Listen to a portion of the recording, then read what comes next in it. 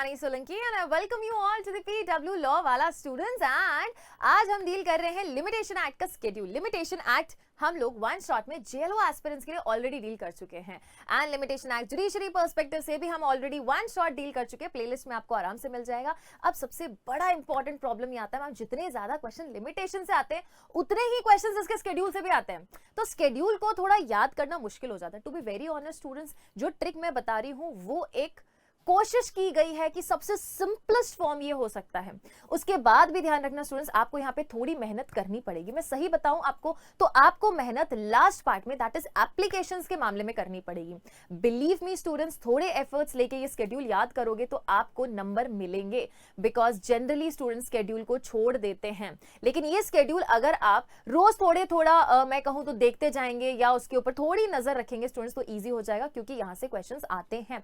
या तो इस पर्टिकुलर पॉइंट से आप क्वेश्चन अटेम्प्ट कर पाओगे या बिल्कुल नहीं कर पाओगे अगर आपने स्केड्यूल को पूरा ही निग्लेक्ट कर दिया। So without wasting any time let's begin with the session and see कि क्या वो डेवलप कर सकते हैं हम ट्रिक। सबसे पहले तो स्टूडेंट्स हमें यह समझना है कि जब हम लिमिटेशन के स्केड्यूल की बात करते हैं तो हमारे पास उस स्केड्यूल में तीन इंपॉर्टेंट डिवीजन है।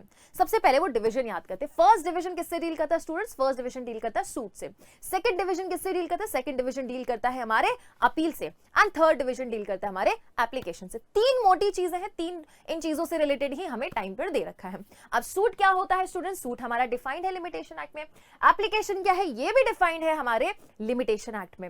अब हमें अगला पॉइंट जो याद रखना है दैट इज इसका बाइफिकेशन करेंगे आर्टिकल नंबर वाइज। क्या डील करेंगे स्टूडेंट्स? आर्टिकल। और कोई चीज आर्टिकल होती है, कोई चीज सेक्शन होती है, इसके बारे में हम ऑलरेडी पढ़ चुके हैं। सेक्शन क्या होता है, आर्टिकल क्या होता है।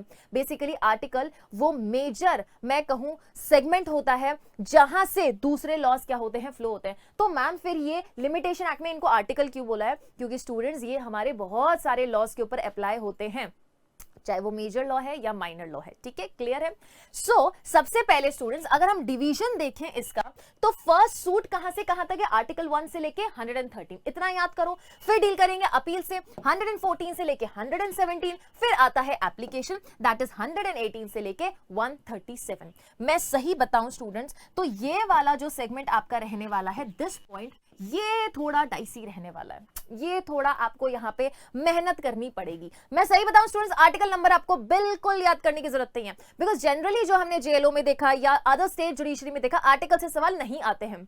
अब किस्मत ही अपनी खराब हो जाए या हमारे एग्जामिनेशन अथॉरिटी को लगे कि नहीं यहाँ पे बच्चे की बैंड बजानी है, तो वो जरूर आर्टिकल नंबर पूछ लेंगे, वरना वो जनरली टाइम ड्यूरेशन पूछते हैं। बराबर है ये चीज। लेकिन कुछ ऐसे चुनिंदा आर्टिकल्स हैं जो आपको नाम याद रखना है, मतलब कि उसका टाइटल याद रखना है। वो कौन से, वो अभी मैं आपको बता दूंगी। वो भी आपके एप्लीकेशन के सेगमेंट में ही रहने वाला है। ठीक है, और ये पीडीएफ आप डाउनलोड कर लेना स्टूडेंट्स। जैसा ही आपको ये वीडियो मिलता है आप इमीडिएटली इसकी पीडीएफ डाउनलोड कर पाएंगे पीडब्ल्यू लॉ वाला जुडिशरी टेलीग्राम चैनल से। ठीक है, चलो तो धीरे धीरे हमें यह देखना है कि सूट में कौन कौन सी चीजें हैं, अपील में कौन कौन सी चीजें हैं, एंड एप्लीकेशन में कौन कौन सी चीजें हैं। जब भी स्टूडेंट्स आप ये चीज पढ़ रहे हो, आपको ये ध्यान रखना है, कि आपके पास अपना लिमिटेशन का बैरेक्ट होना जरूरी है। ये स्केड्यूल, ये ट्रिक होने के बाद भी आपके पास अपना लिमिटेशन का बैरेक्ट होना अति अति अति महत्वपूर्ण है। चलो शुरू करेंगे, जहां सबसे पहले हमें ये पूरा डिवीजन मिलेगा सूट से रिलेटेड। या इंपॉर्टेंट देखो 1 2 3 4 5, ये 5 डब्बे हैं, ये 5 चीजें, बस इसी से रिलेटेड हमारा पूरा सूट का, या मैं बोलूं फर्स्ट डिवीजन डील करता है। जहां सबसे पहला किससे डील करता है स्टूडेंट्स? 5 इंपॉर्टेंट थिंग्स से डील करता है। ऐसी सूट जो आप फाइल करना चाहते हो with respect to any account, contract, declaration, कोई डिक्री या कोई इमूवेबल प्रॉपर्टी है। क्या है स्टूडेंट्स? क्या है? सॉरी, आई मीन टू से कोई भी इंस्ट्रूमेंट है या फिर हमारी मूवेबल प्रॉपर्टी है। ध्यान रखेंगे स्टूडेंट्स, वर्ड अच्छे से मैं वापस से बोल रही हूं। कोई मूवेबल प्रॉपर्टी है या इंस्ट्रूमेंट है, account, contract, decree, declaration, instrument and movable property, सब में 3 साल है। सब में क्या है? 3 साल है। Then we will come to immovable property. Immovable property में जब भी सूट फाइल कर रहे हैं स्टूडेंट्स, जब भी सूट फाइल कर रहे हैं तो आपका रिडेम्पशन और फोरक्लोजर के लिए 30 इयर्स है, बाकी पोजेशन के लिए हमेशा 12 इयर्स है। ध्यान रखेंगे students, 30 years redemption and foreclosure, मतलब ये मॉर्गेज से डील कर रहा है।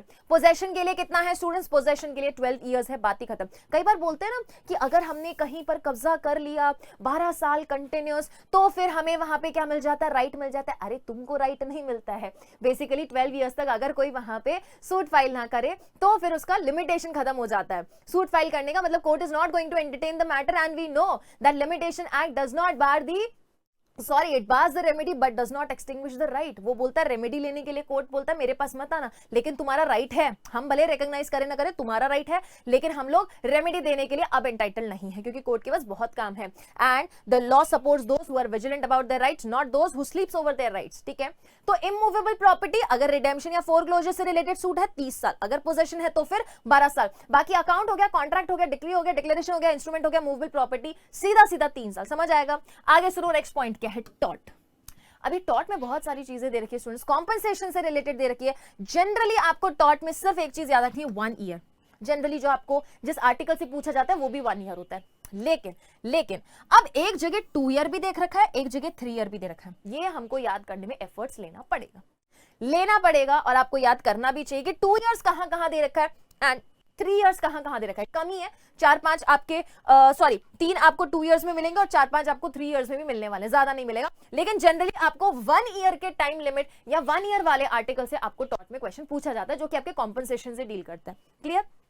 Moving on to next, that is trust से रिलेटेड सूट फाइल किया तो अब ट्रस्ट के मामले में अगर मूवेबल प्रॉपर्टी है सीधा 3 साल, अगर इमूवेबल प्रॉपर्टी है तो 12 साल। यहाँ पे 30 और 12 था स्टूडेंट्स, डब्बे ध्यान रखना, रिडेम्पशन, फोरक्लोजर एंड पोजेशन 30 और 12 था। यहाँ पे मूवेबल एंड इमूवेबल ये कितना हो रहा है स्टूडेंट्स, ये 3 और 12 हो रहा है। मूवेबल प्रॉपर्टी है, ट्रस्ट के मामले में सूट फाइल करना है 3 साल है। इमूवेबल प्रॉपर्टी है, ट्रस्ट के केस में सूट फाइल करना है स्टूडेंट्स 12 ईयर्स है। Is it clear? Moving on to next, that is section number 113, जो मैंने आपको लिमिटेशन एक्ट में बहुत अच्छे से समझाया, PYQs करते हुए समझाया कि 113 वो आपका आर्टिकल है जो बोलता है कोई अदर ऐसी सूट रहेगी जिसके बारे में स्केड्यूल में मेंशन्ड ही नहीं है टाइम पीरियड, तो फिर क्या रहेगा स्टूडेंट्स, 3 इयर्स रहेगा। You will read this with section number 137, not 137, section article 137। ठीक है, सेक्शन निकल जाए स्टूडेंट्स तो प्लीज इग्नोर इट। ठीक है, आप इंप्लाइडली उसको यही समझेंगे कि मैंने यहाँ पे आर्टिकल बोला है। ठीक है, is it clear to everybody?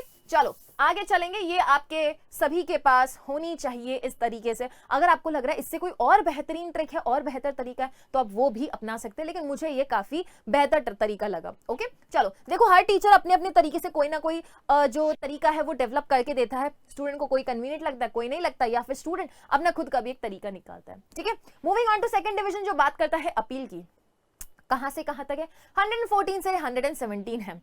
लेकिन ये जो 4 चीजें दिख रही है, 4 नहीं है, ये ए बी 1 2 करके भी बहुत सारी है। 3 तरह की ड्यूरेशन है, 30 days, 60 days and 90 days. 30 days कौन सी चीज में?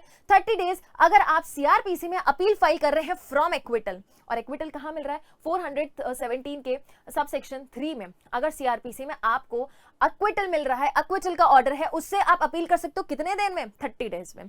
फिर आता है CRPC में अगर डेथ सेंटेंस दिया गया है कोर्ट ऑफ सेशन या हाई कोर्ट के द्वारा तो आप अपील कर सकते हो कितने डेज में, 30 डेज में। अगर आपको अपील फाइल करनी है फ्रॉम एनी अदर सेंटेंस या फिर ऑर्डर, और वो ऑर्डर क्या नहीं है, not being an order of acquittal, तो एक्विटल का नहीं है मतलब क्या है, कन्विक्शन का ऑर्डर है ना, कोई और ऑर्डर है लेकिन एक्विटल का ऑर्डर नहीं है और वहां पे आपको कोई और सजा मिली गई है, दैट मींस डेथ की सेंटेंस नहीं मिली गई, 30 डेज पीरियड दे रखा है। Moving on to next, that is 60 days. तो अपील के मामले में हमारे पास 3 तरीके ही टाइम ड्यूरेशन दे रखा है, that is 30 days, 60 days and 90 days. तो ये सारी लिस्ट थी 30 डेज की, जो कि आपको याद करने में थोड़ा एफर्ट्स लेना है। 60 डेज में एक मामला है फ्रॉम एनी अदर सेंटेंस या order not being order of acquittal to high court. क्या बोला है, ध्यान रखो, 15B1 है यहाँ पे, यहाँ 15B2 है। यहाँ क्या बोला, फ्रॉम एनी अदर सेंटेंस और order not being order of acquittal to high court. ये हाई कोर्ट की बात कर रहे हैं स्टूडेंट्स, ये अदर कोर्ट्स की बात कर रहे हैं, सिमिलैरिटी मत देख लेना। ठीक है, अगर आपको अदर कोर्ट जाना है 30 डेज, लेकिन हाई कोर्ट को जाना है तो फिर 60 डेज। क्लियर है?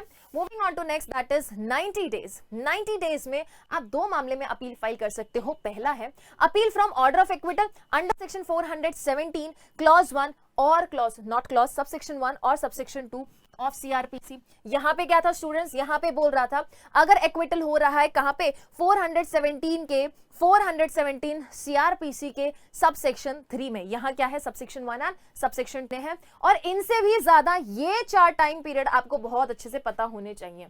Is it clear students? ये 4 टाइम पीरियड आपको अच्छे से पता होने चाहिए, 30 डेज, 60 डेज, 90 डेज। लेकिन उसके बाद भी 10 डेज, 1 ईयर, 3 ईयर, 12 ईयर। अब 30 डेज 60 डेज 90 डेज में ये सारी लिस्ट दे रखी है, लेकिन जो जनरली आपको क्वेश्चन पूछे जा रहे हैं एरिया ऑफ फोकस ये ज्यादा रहता है और ये इनके आर्टिकल नंबर्स भी लिख रखे हैं, बट स्टिल हमारी ड्यूटी बनती है कि हम सारे आर्टिकल्स को क्या करें, कवर करें। तो 30 डेज में क्या दे रखा है, अंडर आर्बिट्रेशन एक्ट अगर कोई अवार्ड दिया गया है, रिस्टोर कर रहे हैं हम कोई suit appeal application, set aside कर रहे हैं कोई एक्स पार्टी डिग्री जो पास हो गई है, जजमेंट का रिव्यू हो गया है, कोई एडजस्टमेंट हो गया है रिकॉर्ड का, रिकॉर्ड एडजस्टमेंट, या फिर satisfaction of degree, payment of amount of degree by instalment में अगर पे कर रहे हो, possession when dispossessed of the immovable property, ये देखो ये वाला पॉइंट अच्छा है, आपका जेलो में क्वेश्चन आ चुका है, for possession when dispossessed of immovable property. Last is leave to appeal as proper to court other than high court, high court के अलावा किसी कोर्ट में आप क्या कर रहे हैं स्टूडेंट्स, आप क्या कर रहे हैं, यहाँ पे अपील फाइल करना चाहते हो तो उसके लिए आपको पहले एप्लीकेशन फाइल करना पड़ेगा और वहां पे आपको क्या करना है, 30 डेज के अंदर अंदर ऐसा एप्लीकेशन देना है। Moving on to next that is 60 days, आप अबेटमेंट को अगर सेट असाइड करना चाहते हैं तो उसके लिए 60 days to set aside sale in execution of the decree, वो एग्जीक्यूशन ऑफ डिक्री आप क्या करना चाहते हैं स्टूडेंट, सेट असाइड करना चाहते हैं जहां पे सेल हो रही है, तो बेसिकली उस एग्जीक्यूशन ऑफ डिक्री में आप क्या सेट असाइड करवा रहे हैं, सेल सेट असाइड करवा रहे हैं। Leave to appeal as proper to high court, इसको इससे कनेक्ट करो, ये देखो leave to appeal as a proper to other court, high court के अलावा, और यहां बोल रहा है हाई कोर्ट में, ठीक है clear. Then is to supreme court for special leave to appeal in case of death sentence और where leave of appeal is refuse to high court, refuse by high court, अगर high court आपको वो permit, leave का मतलब क्या होता है permission, अगर हाई कोर्ट आपको परमिट ना करे तो उस मामले में आप सुप्रीम कोर्ट जा सकते हैं, या फिर सुप्रीम कोर्ट में आप तब जा सकते हैं जब आपको स्पेशल लीव चाहिए, किसके लिए, डेथ सेंटेंस के अगेंस्ट अपील करनी है तो कितने दिन में, 60 डेज में। To high court for certificate of fitness to appeal to supreme court under the following articles, इन आर्टिकल्स के तहत अगर आप सुप्रीम कोर्ट जाना चाहते हैं तो फिर आपको हाई कोर्ट से सर्टिफिकेट लाना पड़ेगा, तो उसके लिए क्या फाइल करोगे, एप्लीकेशन फाइल करोगे, कितने दिन में करना है, 60 डेज में करना है। Okay, moving on to 90 days, 90 days में तीन इंपॉर्टेंट चीजें हैं, तीन इंपॉर्टेंट आर्टिकल है जहां ये बोला जा रहा है to have the legal representative on records, legal representative को स्टूडेंट्स अगर हम रिकॉर्ड पे लाना चाहते हैं 90 डेज में लेके आइए। To any court for exercise of its powers of revision, चाहे सीपीसी हो या सीआरपीसी हो, सिविल प्रोसीजर कोड या क्रिमिनल प्रोसीजर कोड में अगर हम चाहते हैं कि कोई भी कोर्ट अपना रिवीजन का पावर यूज करे तो उसके लिए एप्लीकेशन लगानी पड़ेगी, कितने दिन में कीजिए, 90 डेज में कीजिए। To supreme court for special leave to appeal in the other cases, clear है। तो ये वो सारी चीजें हैं जहां पे हमें 90 डेज में क्या करना है स्टूडेंट्स, हमारी एप्लीकेशन फाइल करनी है। अब सबसे मिनिमम टाइम पीरियड कहां दे रखा है, आर्टिकल नंबर 118 जो बोलता है 10 डेज के, दैट इज 10 डेज के अंदर अंदर आपको क्या करना है, आप एप्लीकेशन फाइल कर सकते हो, किस चीज के लिए, जहां आप परमिशन ले रहे हो, लीव ले रहे हो, किस चीज के लिए, to appear and defend a suit under summary procedure. Summary procedure छोटी सी प्रोसीजर है, तो जब छोटी प्रोसीजर तो टाइम पीरियड भी कम दे रखा है, 10 दिन के अंदर अंदर आपको क्या करना है, ऐसी एप्लीकेशन फाइल करनी है जहां पे आपको ये अलाउ किया जाए कि you can appear and defend your suit in case वो कैसी है, समरी प्रोसीजर है। नेक्स्ट इज आर्टिकल 134, एक साल का ही टाइम पीरियड दे रखा है, ये 30, 60, 90 बोलता है, लेकिन वहां एक साल का पीरियड किस चीज के लिए दे रखा है, for delivery of possession by purchaser of immovable property at sale and execution of the decree, clear है। तो यहाँ पे किस चीज का पोजेशन दिया जा रहा है, हम ऐसी परचेजर के द्वारा for delivery of possession by purchaser, purchase कर रहा है किस चीज का, इमूवेबल प्रॉपर्टी का, ठीक है। सेक्शन नंबर आर्टिकल 137 किसकी बात करता है स्टूडेंट्स, ठीक 113 की तरह 113 में बोला कि अगर सूट के मामले और कोई अन्य सूट के मामले में अगर लिमिटेशन एक्ट के स्केड्यूल में हमें कोई टाइम लिमिट नहीं दे रखा तो हम 3 साल मानेंगे, वैसे के वैसे 137 है, लेकिन ये किसकी बात करता है, ये बात करता है एप्लीकेशन की। अगर no period of limitation is provided इस पूरे स्केड्यूल में for the purpose of application, हम 3 साल मान के चल लेंगे, ठीक है।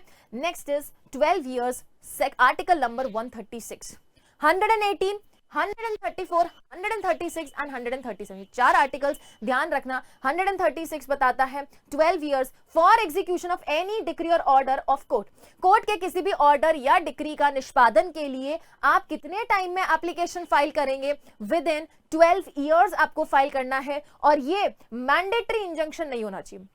मैंडेटरी इंजंक्शन के अलावा अगर आपको कोई भी कोर्ट के ऑर्डर या डिक्री का क्या करना है स्टूडेंट्स, एग्जीक्यूशन करवाना है, तो विद इन 12 years. तो I think this was the easiest way जिससे हम क्या कर सकते थे स्टूडेंट्स, जिससे कि हम लिमिटेशन एक्ट के स्केड्यूल समझ सकते थे. लेकिन जो मोस्ट इंपॉर्टेंट रहता है वो एक तो रहता है आपका division number 3 that is applications का मामला, और उसके बाद रहता है ये वाला that is division number 1, specifically this part. तो ये कोशिश करना है स्टूडेंट्स आपको इस तरीके से याद करने का. एंड इफ यू थिंक इससे बेहतर भी आपके पास कोई तरीका है जिससे कि आप क्या कर सकते हैं, इस चीज को और समझ सकते हैं, तो मोस्ट वेलकम स्टूडेंट्स, आप उस तरीके को जरूर अपनाएं. लेकिन स्केड्यूल याद करना है, स्केड्यूल को इग्नोर नहीं करना है, बिकॉज जनरली स्टूडेंट्स इसको इग्नोर कर देते हैं. और जब जनरली स्टूडेंट्स इग्नोर कर रहे हैं तो आपकी प्रिपरेशन डिफरेंट ऐसे ही हो पाएगी या इसी तरीके से हो पाएगी कि जो जनरली स्टूडेंट्स इग्नोर कर रहे हैं आप उस पर फोकस करें.